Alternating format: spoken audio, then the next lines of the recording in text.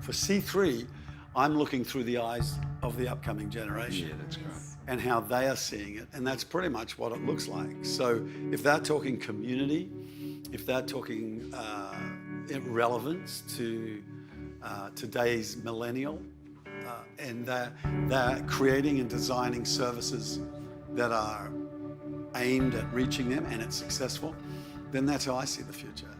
I think for us to have a vision and it's got a price tag on it, and then to say, hey, you guys fulfill this, would you, is not going to help them at all. They need to own it in their own heart. And pretty much I am towards the end of projecting vision for the entire movement, except in very big terms, like 1 million worshippers around the world, 1,000 churches.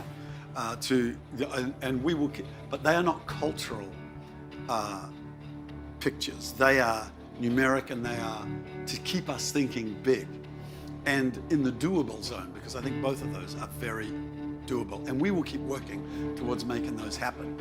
But I also think, if I could just say one other thing, that the emergence of groups within our movement is obviously a direction that is already happening.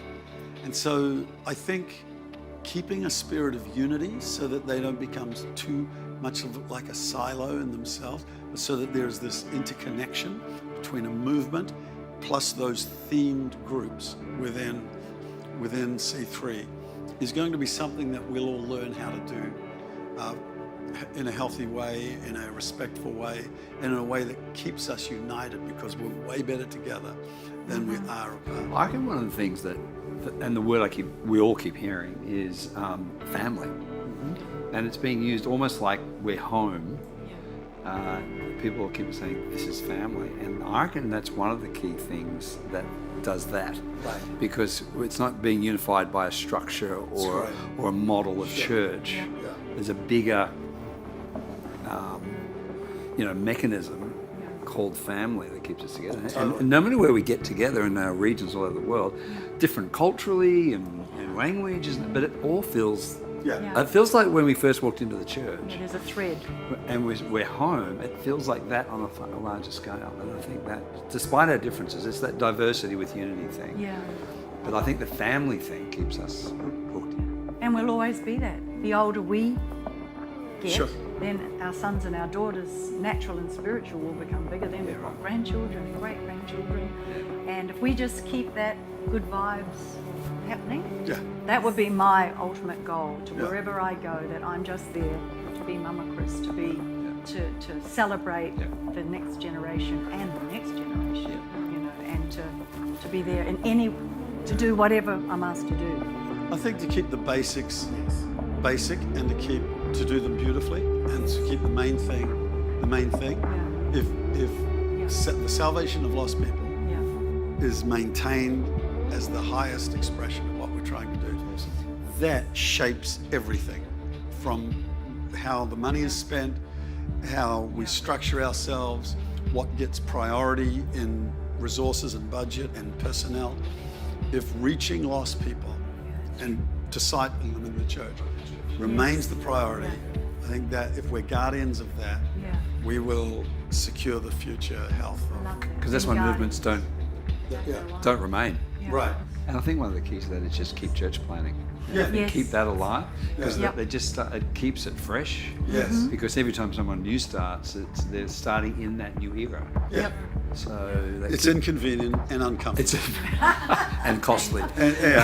But if you're not Sorry, living an God. inconvenient and uncomfortable life, you are dissatisfied as a Christian. Yeah, that's right.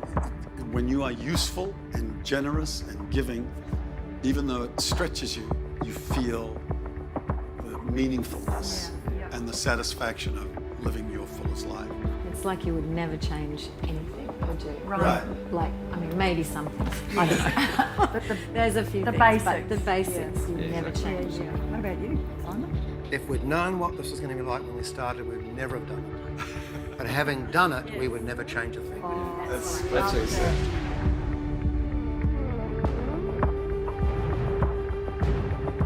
I I'm excited to be here in 2020.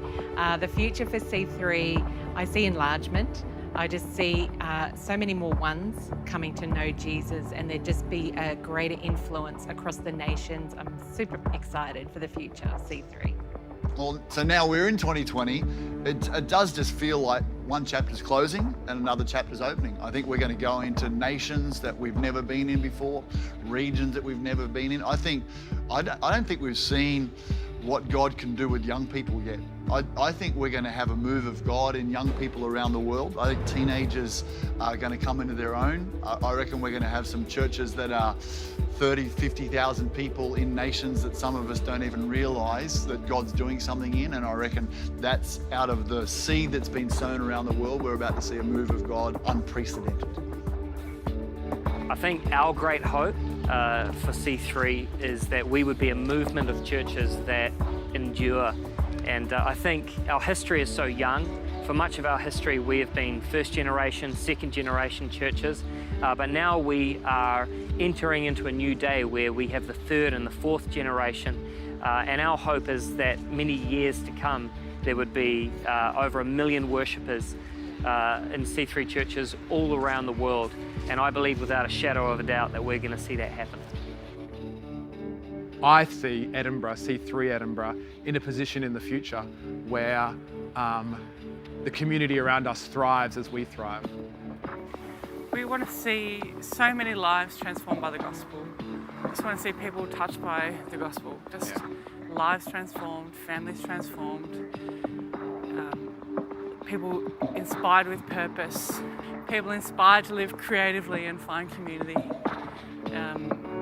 children safe and excited about their lives and their prospects. A city that doesn't look to the past to find its identity, but can believe in something beautiful for its future.